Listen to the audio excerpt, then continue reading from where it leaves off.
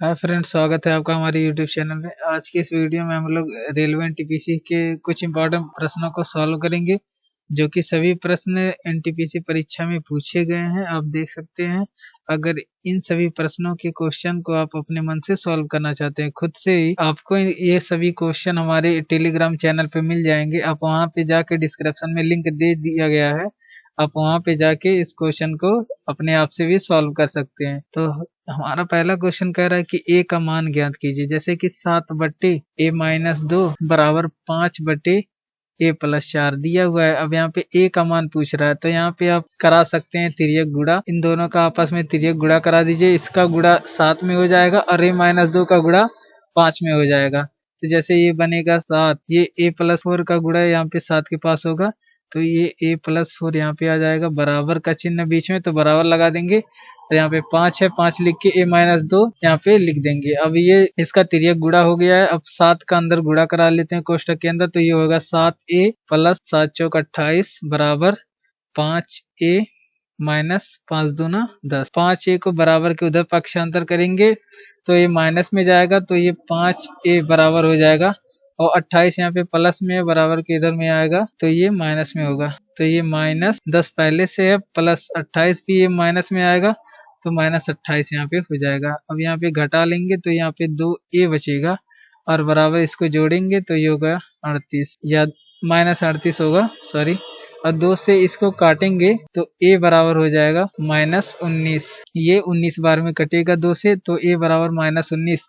तो आपका ये आंसर है, जो कि ऑप्शन नंबर सी सही है, इसका सी वाला। इस तरह से आप इसको लगा सकते हैं। अगला प्रश्न बहुत ही बढ़िया प्रश्न है। कह रहा है कि एक पिता अपने बेटे रामू, श्यामू और धामू में अपनी धनराशि क्रमशः 7:5:9 के अनुपात में बांटता है। यदि धामू को मिली राशि श्यामू से 120 अधिक है, तो रामू को मिली राशि कितनी है? तो कोई पिता है जिनके 3 बेटे हैं, एक का नाम है रामू, श्यामू, धामू, और इसमें अपने धनराशि का बंटवारा करता है, तो वो 7:5:9 के अनुपात में बंटवारा करता है। तो पूछ रहा है कि यदि धामू की मिली राशि श्यामू की राशि से 120 अधिक है, तो रामू को कितनी मिली?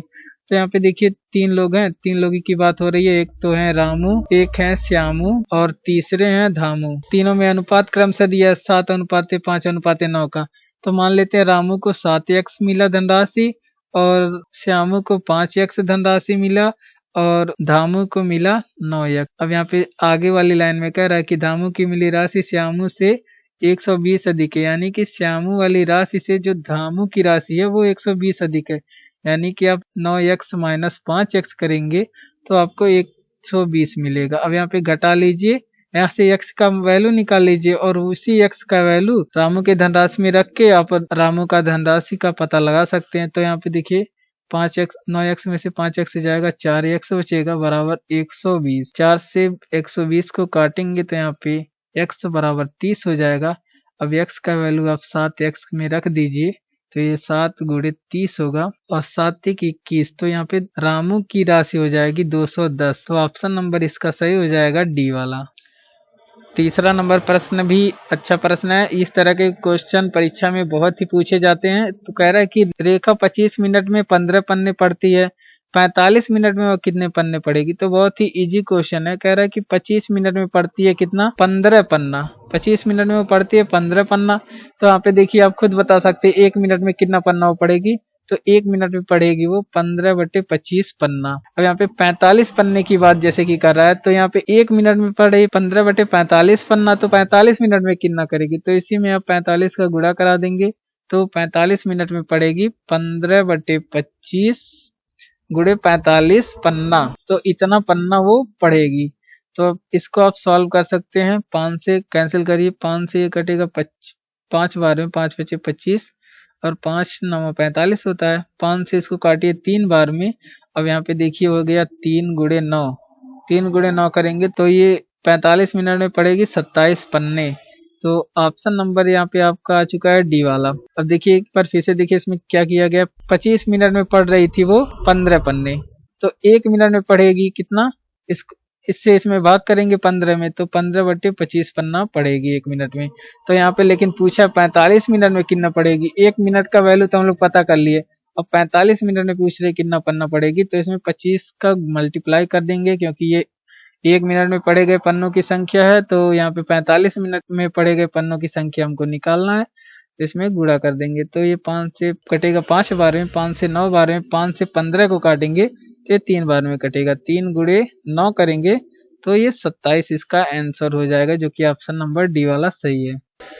अगला प्रश्न भी बहुत ही कंपटीशन परीक्षा में पूछा जाता है। कह रहा है कि 15 आदमी किसी काम को 20 दिन में कर सकते हैं, तो 10 आदमी इसके दुगने काम को समाप्त करने के लिए कितना दिन लेंगे। तो 15 आदमी किसी काम को 20 दिन में कर रहे हैं, 10 आदमी इसके दुगने काम को यानी कि काम बढ़ा दे रहा है, तो इसके दुगने काम को करने में कितना समय लेंगे। तो इसको आप देखिए कैसे सॉल्व करेंगे।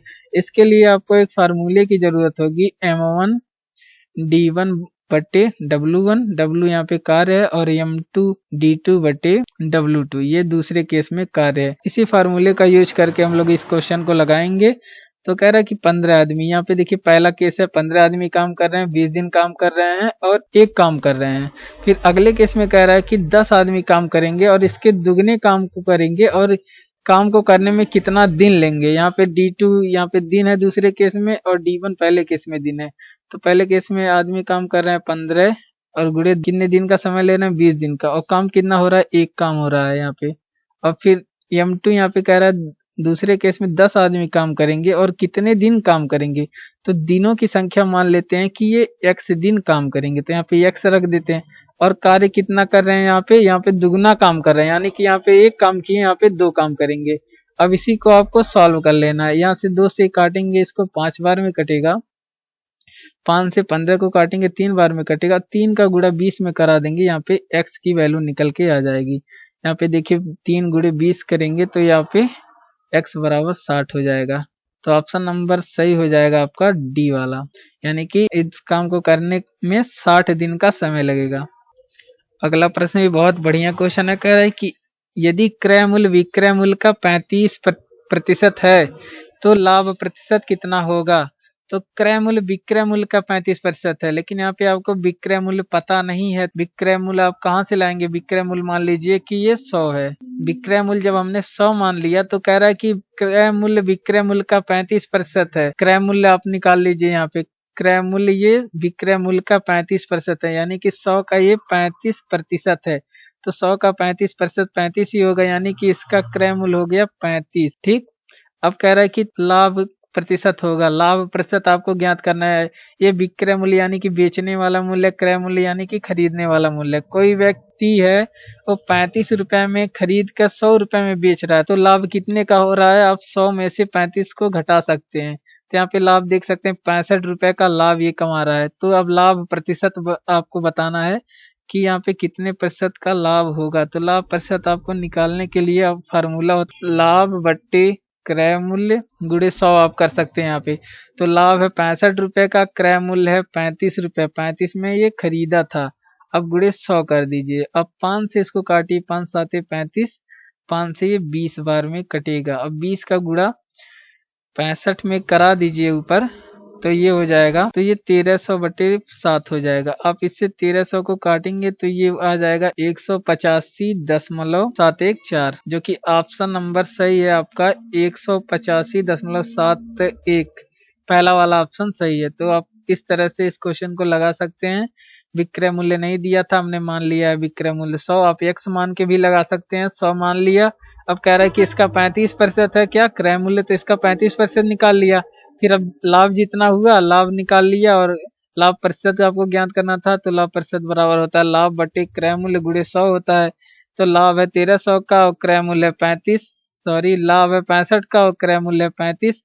यहाँ पे रख के गुणा कराएंगे 100 का, सॉल्व करेंगे तो 185.714 आंसर आपका हो जाएगा, जो कि ऑप्शन नंबर ए वाला सही है।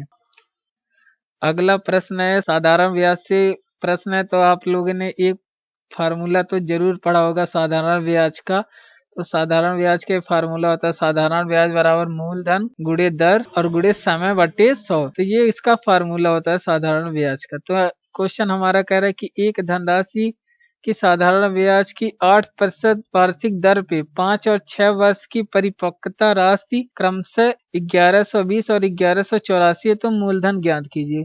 तो यहाँ पे देखिए 5वें वर्ष से 6वें वर्ष में ये 1120 से 1184 हो जाता है। तो यहाँ पे देखिए 5वें वर्ष से 6वें वर्ष में जैसे गया, यानी कि 6 महीने से एक वर्ष के अंतराल पे ये 1120 से 1184 हो जाता है। तो यहाँ पे देखिए एक वर्ष में इसका ब्याज कितना बढ़ा है, तो 1120 था और हुआ कितना 1184। इसको हम घटा लेंगे तो यहाँ पे देखिए ये 4 और 8 में से 2 गया 6, मतलब 64 ये बढ़ रहा है, यानी कि एक वर्ष में 64 रुपए का ब्याज लग रहा है। तो यहाँ पे साधारण ब्याज आपको ज्ञात करना, तो साधारण ब्याज की जगह पे आप 64 रख दीजिए। एक वर्ष का कैलकुलेशन यहाँ पे करते हैं। तो मूलधन आपको ज्ञात करना है, तो चलिए इसको P मान लेते हैं और दर यहाँ पे दिया है 8% वार्षिक ब्याज की दर से, तो दर के जगह पे अब 8 लिख दीजिए। और समय यहाँ पे एक वर्ष का कैलकुलेशन कर रहे हैं तो समय एक ही आप रहने दीजिए, बट्टे 100 कर दीजिए। 8 से 64 को काटेंगे तो 8 बार में कटेगा। अब फिर 100 का गुणा 8 के पास होगा, तो यहाँ से P बराबर हो जाएगा 800 रुपया। आपका क्वेश्चन सॉल्व हो चुका है, आंसर आ चुका है, सी वाला ऑप्शन इसका सही हो जाएगा। तो यहाँ पे देखिए किया क्या गया है, ये 5 से 6वें वर्ष हो रहा है तो ये 1120 से 1184 रुपए हो जा रहा है, यानी कि एक वर्ष में ये 64 बढ़ा है। तो एक वर्ष का ब्याज आपको 64 रुपया पता चल गया। आपको धनराशि, टोटल धनराशि कितनी थी, मूलधन ज्ञात करना है, तो आप ब्याज की जगह पे 64 रख देंगे और मूलधन के जगह पे P रख के 8% इस पे दर है और एक वर्ष का कैलकुलेशन कर रहे हैं तो वहाँ पे 1 रख दीजिए। 8 से ये 8 बार में 64 कटेगा, 100 का गुणा 8 पे करा दीजिए, तो यहाँ पे P बराबर 800 रुपया हो जाएगा, जो कि ऑप्शन नंबर सी वाला सही है। और यदि आप इस वीडियो के सभी प्रश्नों को स्वयं सॉल्व करना चाहते हैं, यानी कि अपने मन से सॉल्व करना चाहते हैं, तो आपको ये सारे क्वेश्चन हमारे टेलीग्राम चैनल पे मिल जाएंगे। वहाँ पे सारे क्वेश्चन को दे दिया गया है आंसर सहित, आप उसको सॉल्व कर सकते हैं अपने मन से। अगला प्रश्न बहुत ही बेहतरीन है, कह रहा है कि 12 आदमी या 24 लड़के 12 आदमी या 24 लड़के एक काम को कर रहे हैं 20 दिन में। 24 आदमी और 12 लड़के मिलकर इसी काम को कितने दिन में करेंगे, ये आपको बताना है कि कितने दिन में समाप्त करेंगे। 12 आदमी या 24 लड़के, 12 आदमी बराबर 24 लड़के यहाँ पे काम को कर रहे हैं। 24 लड़के या एक आदमी का यहाँ पे निकाल लीजिए, एक आदमी कितने लड़के के बराबर काम कर रहे हैं, तो आपको मिलेगा कि एक आदमी कर रहा है 2 लड़के के बराबर काम, एक आदमी 2 लड़के के बराबर काम कर रहा है। तो यहाँ पे देखिए ये तो है आदमियों की संख्या, यानी कि मैन की संख्या, ये लड़कों की संख्या है। आप अपने सुविधा के लिए दोनों को या तो आदमी बना लेंगे, क्योंकि आपको यहाँ पे रेशियो मिल गया कि एक आदमी 2 लड़कों के बराबर है। एक आदमी 2 लड़कों के बराबर है तो 24 आदमी कितने लड़कों के बराबर हो गए, तो 24 आदमी इसमें 2 का गुणा कराएंगे, यानी कि 48 लड़कों के बराबर काम करेंगे, प्लस 12 कर देंगे। अब ये 48 प्लस 12 यानी कि ये 60 लड़के उस काम को कितने दिन में करेंगे, ये आपको अब ज्ञात करना है। तो यहाँ पे देखिए 24 लड़के एक काम को 20 दिन में कर रहे थे, 24 लड़के एक काम को कर रहे थे 20 दिन में, तो एक लड़के उसी काम को कितने दिन में करेगा, तो ये करेगा 20 गुणे 24 दिन में उस काम को करेगा, यानी कि ये 480 दिन में उसी काम को करेगा एक लड़का। 480 दिन में उसी काम को करेगा एक लड़का, तो यहाँ 60 लड़के उसी काम को कितने दिन में करेंगे।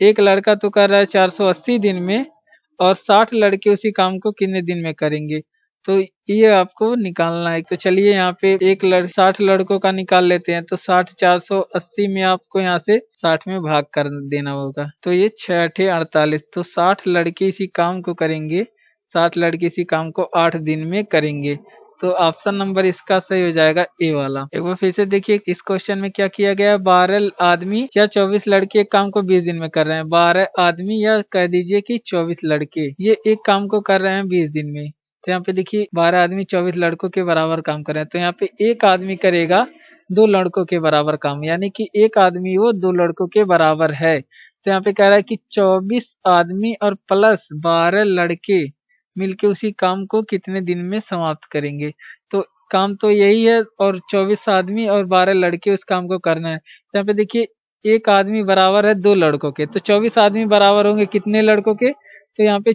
सिंपली आप 24 गुणे 2 कर सकते हैं, यानी कि 48 लड़कों के बराबर होंगे। कैलकुलेशन केवल लड़कों को लेके ही किया जाएगा, 48 प्लस 12, अब ये हो गया कि कितना लड़का, ये 60 लड़के टोटल हो जाएंगे, तो 60 लड़के उसी काम को कितने दिन में करेंगे। यहाँ पे देखिए पहले 12 आदमी या 24 लड़के कर रहे थे 20 दिन में उसी काम को, एक लड़के का काम निकाल लीजिए कि एक लड़का उस काम को कितने दिन में करेगा, तो यहाँ पे देखिए 24 लड़के एक काम कर रहा था 20 दिन में, तो एक लड़का करेगा उसी काम को 20 गुणे 24 दिन में। यहाँ पे 60 लड़कों की बात कर रहा है कि कितने दिन में करेंगे, तो 60 लड़कों का निकाल लीजिए। इसमें एक लड़का 20 गुणे 24 दिन में कर रहा है, तो 60 लड़के करेंगे यही काम 20 गुणे 24 बटे 60 आप यहाँ पे कर सकते हैं। 0 से 0 कट जाएगा, 6 चौक 24 होगा, 4 का गुणा 2 में करेंगे तो ये 8 हो जाएगा। ऑप्शन नंबर से हो जाएगा आपका ए वाला। अगला प्रश्न है कि शुरुआती बिंदु पर एक बस में लड़कों की संख्या लड़कियों की संख्या की दुगनी है, तो जो लड़कों की संख्या है वो लड़कियों की संख्या की दुगनी है। अगर हम लड़कियों की संख्या यक्स मान लें तो लड़कों की संख्या होगी 2x, क्योंकि यहाँ पे कह रहा है कि लड़कों की संख्या लड़कियों की संख्या की दुगनी है। इस तरह के भी क्वेश्चन रेलवे के परीक्षाओं में बहुत ही पूछे जाते हैं। कह रहा है कि रास्ते में 15 लड़के उतर जाते हैं, यानी कि 2x टोटल लड़कों की संख्या थी, इसमें से 15 लड़के अब उतर जाते हैं और 10 लड़कियां बस में चढ़ जाती, यानी कि यक्स लड़कियों की संख्या थी, इसमें जब 15 लड़के उतरे तो इसमें 10 लड़कियां चढ़ गईं, तो यहाँ पे प्लस लड़कियों की संख्या में 10 जोड़ देंगे। फिर कह रहा है कि जिससे लड़कों और लड़कियों की संख्या बराबर हो जाती है, तो आप ये लड़कों की संख्या ये लड़कियों की संख्या ये आपस में हो जाती है बराबर। तो यात्रा की शुरुआत में लड़कों की संख्या हम लोग माने थे 2x, यानी कि ये लड़कियों की संख्या का दुगना था। इसी को सॉल्व करके 2x माइनस 15 बराबर x प्लस 10 को सॉल्व करके आप x की वैल्यू पहले आप निकाल लें। तो x को इस तरफ भेजेंगे, माइनस आएगा, 2x पहले से माइनस x यहाँ पे पहुंचेगा, 15 माइनस में है तो बराबर के उधर जाएगा, प्लस में पहुंचेगा, यहाँ पे 15 हो जाएगा। यहाँ से घटाना होगा तो x बचेगा, ये दोनों जुटेगा तो ये 25 हो जाएगा, x बराबर 25 हो जाएगा। यहाँ पे प्रारंभ में लड़कों की संख्या थी 2x और यहाँ पे x की वैल्यू रखेंगे तो ये 2 गुणे 25 हो जाएगा बराबर 50, लड़कों की संख्या 50 हो जाएगी। तो ऑप्शन नंबर यहाँ पे सही हो जाएगा आपका डी वाला। एक बार फिर से देखिए क्वेश्चन में क्या किया गया, वो लड़के हैं और लड़कियां हैं, तो कह रहा है कि लड़कों की संख्या लड़कियों की संख्या की दुगनी थी। अगर हम लड़कियों की संख्या x मान ले तो लड़कों की संख्या हो जाएगा 2x, क्योंकि ये दुगनी है लड़कियों की संख्या से। तो एक स्थान पे कहीं पे 15 लड़के इसमें से उतर जाते हैं, लड़कों की संख्या 2x थी, उसमें से 15 लड़के किसी स्थान पे उतर जाते हैं और 10 लड़कियां, जब लड़के 15 उतरते हैं तो 10 लड़कियां इसमें चढ़ जाती हैं। जैसे कि चढ़ रही हैं तो यहाँ पे प्लस करेंगे, इसमें प्लस जोड़ देंगे, फिर जिससे लड़कों और लड़कियों की संख्या आपस में बराबर हो जाती है। अब इसी को आप सॉल्व कर लेंगे, दोनों को बराबर कर देंगे, x को उधर भेजेंगे तो 2x के 5 पहुंचेगा, ये माइनस में, क्योंकि x इधर प्लस में था और 15 यहाँ पे माइनस में है तो बराबर के उधर जाएगा तो ये प्लस में पहुंचेगा। अब यहाँ पे 2x में से 1x घटेगा x और 15 10 को जोड़ेंगे तो ये 25 हो जाएगा, x बराबर 25। प्रारंभ में लड़कों की संख्या कितनी थी ये पूछ रहा है शुरुआती में, तो यहाँ पे 2x लड़कों की संख्या थी, इसमें x की वैल्यू रखेंगे तो ये 2 गुणे 25 करना पड़ेगा तो ये हो जाएगा 50, लड़कों की संख्या 50 हो जाएगी, जो कि ऑप्शन नंबर डी वाला सही हो जाएगा। अगला क्वेश्चन कह रहा है कि चक्रवृद्धि ब्याज की 8.1/3% वार्षिक दर पर 1728 रुपए कितने वर्षों में 2197 हो जाएगा। तो यहाँ पे देखिए दर है 8.1/3% और कोई धनराशि है 1728 रुपए की, वो कह रहा है कितने वर्षों में 2197 हो जाएगा। इस क्वेश्चन को लगाने के लिए आपको एक फार्मूले की आवश्यकता होगी, चक्रवृद्धि मिश्र धन बराबर। तो चक्रवृद्धि मिश्र धन का फार्मूला होता है पी कोष्टक में 1+r/100 पे पावर n, ये इसका फार्मूला होता है। अब यहाँ पे p का वैल्यू यानी कि धनराशि आपको दिया है मूलधन 1728 रुपए और कह रहा है कि चक्रवृद्धि मिश्र धन 2197 रुपए हो जाती है। तो यहाँ पे 2197 रख दीजिए बराबर मूलधन के जगह पे आपको 1728 रुपए का मूलधन दिया है, वहां पे 1728 रख दीजिए 1+r/100, तो यहाँ पे एक तो रहेगा ही रहेगा और दर के जगह पे आप 8×24 एक 25/3 रख सकते हैं। 3 जब नीचे आएगा तो ये 300 बन जाएगा और पूरे पे पावर n आप रख दीजिए और इसी n का वैल्यू भी आपको ज्ञात करना है। यहाँ पे n वर्षों की संख्या होती है, यानी कि समय की संख्या होती है, कितने वर्षों में ये 1728 से 2197 होगा, तो उसका वैल्यू आपको बताना है। अब यहाँ पे सॉल्व कर लीजिए इसी को, 25 ही कम 25 और यहाँ पे 300 है तो 100 कटता है 4 बार में, 300 कटेगा 12 बार में इससे 25 से,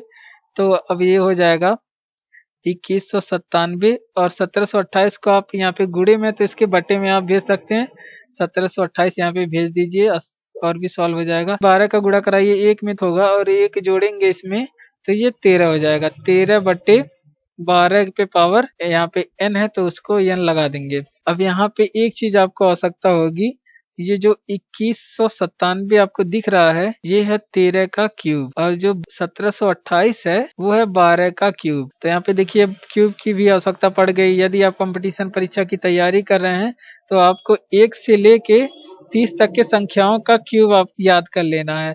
और वर्ग की बात करें, स्क्वायर की बात करें तो 1 से लेके 50 तक की कम से कम संख्याओं का आपको वर्ग याद कर लेना है। इससे आपको ये फायदा होगा कि जब आप परीक्षा में बैठेंगे इससे आपका समय बचत होगा। तो यहाँ पे देखिए अब 2197 के जगह पे आप 13 का क्यूब लिख सकते हैं और 1728 की जगह पे 12 का क्यूब लिख सकते हैं। 13/12 पे पावर n। अब यहाँ पे देखिए बेस आपस में बराबर हैं तो घाते भी आपस में बराबर होंगी। आपको पढ़ाया गया होगा कि कहीं पे a के पावर m मिले बराबर a के पावर n मिले तो बेस जब बराबर हैं तो यहाँ पे घाते भी बराबर आपस में हो जाती हैं। तो यहाँ पे देखिए n बराबर है 3 के तो n बराबर यहाँ पे 3 हो जाएगा, यानी कि 3 वर्ष का ये समय लेगा। तो ऑप्शन नंबर सही हो जाएगा आपका ए वाला। अगला प्रश्न देखिए बहुत ही बढ़िया प्रश्न है। कह रहा है कि एक वस्तु 25% लाभ पर 2500 रुपए में बेची गई, लाभ की राशि क्या थी? तो यहाँ पे देखिए बेची गई यानी कि ये विक्रय मूल्य आपको दिया हुआ है। तो विक्रय मूल्य आपको दिया हुआ है 2500 रुपए। कोई वस्तु का क्रय मूल्य मान लेते हैं यक्स रहा होगा, तो यक्स पे वो 25% का लाभ लिया, यानी कि वो 25% का लाभ लिया या तो उसका 125% निकालेंगे। 25% लाभ लिया तो बेच रहा है कितना? तो बेच रहा है 2500 में। तो उसका आप क्रय मूल्य निकालेंगे। क्रय मूल्य हम लोग मान के रखे हैं यक्स। तो 25 से इसको काटेंगे तो ये कटेगा 5 बार में, 25 से ये 4 बार में कटेगा। 5 से 25 को काटेंगे इधर तो ये 5 बार में कटेगा, 500 हो जाएगा। यक्स बराबर आप 4 का गुणा इसमें करा दीजिए तो ये 2000 मिल जाएगा। और यक्स ये क्या है? ये क्रय मूल्य है।